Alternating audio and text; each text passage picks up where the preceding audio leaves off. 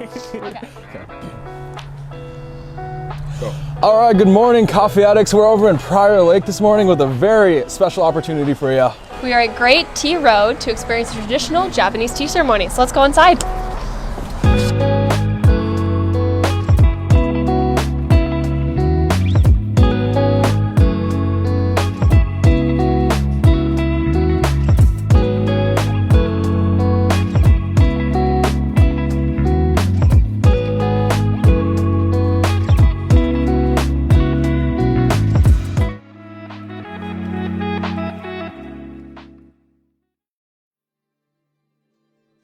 Like you did in the beginning. Sure. So the history, because China and Japan were having a relationship back then, a lot of things, in China was being sort of like a transfer or learned by the Japanese.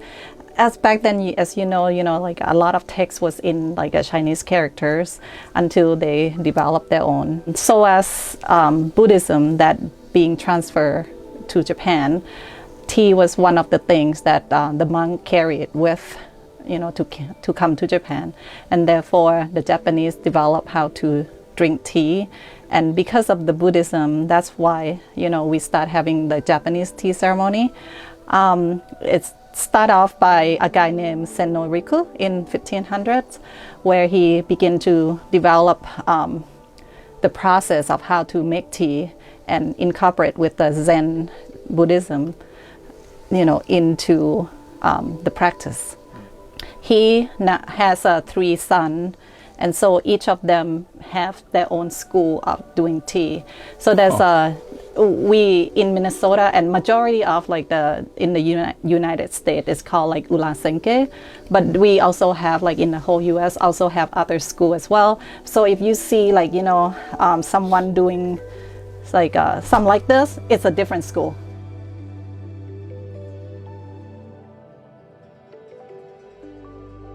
These are tea sweets, so you can only eat it when I tell you to. Okay.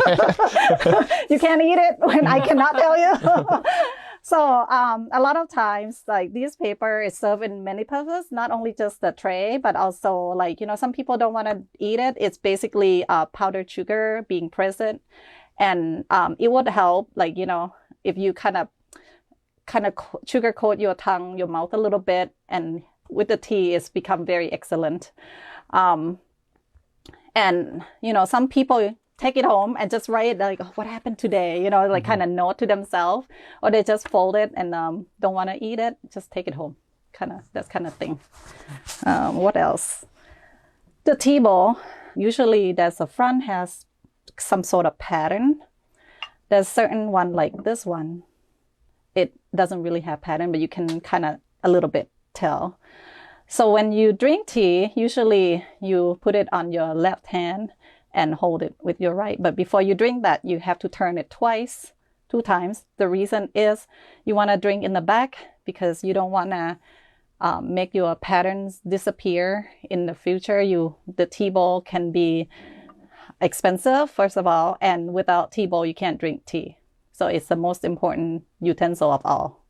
So when you're done with it, you kind of turn, before that, after you drink, you use your finger and kind of wipe where you drink, and you can just wipe on the paper as well for your fingers and kind of turn it back. So is it clockwise? Yeah, follow the clock, right? Yeah, follow the clock 2 times, and then clockwise at the end. So don't be considerate. If you want more, just let me know. I can always make more. So usually the tea bowl will come back, but don't need to. I'm gonna use the one I show as a closing bowl. So generally this is where the things start. At the end, it should go back exactly what you look like. And sort of like if I were having next group coming in, so it will be ready already.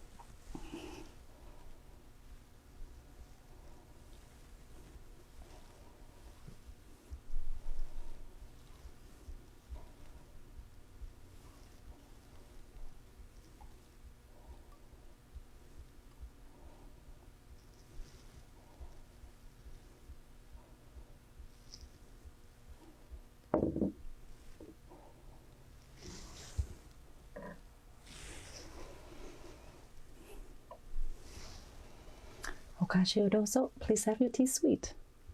All right, thank you. You can just get one and then pass on to the other people.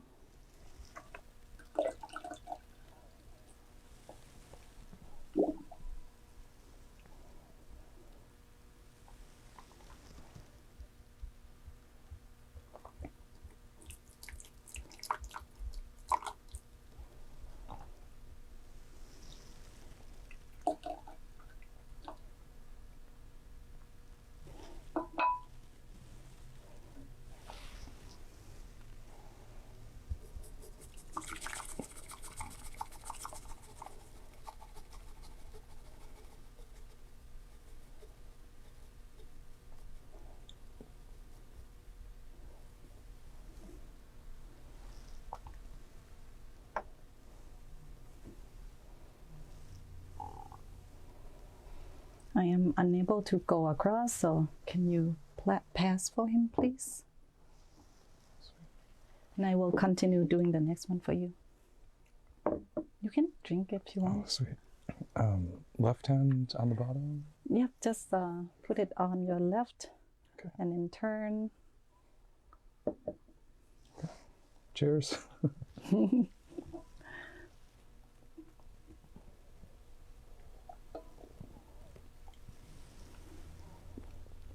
Oh, that's nice.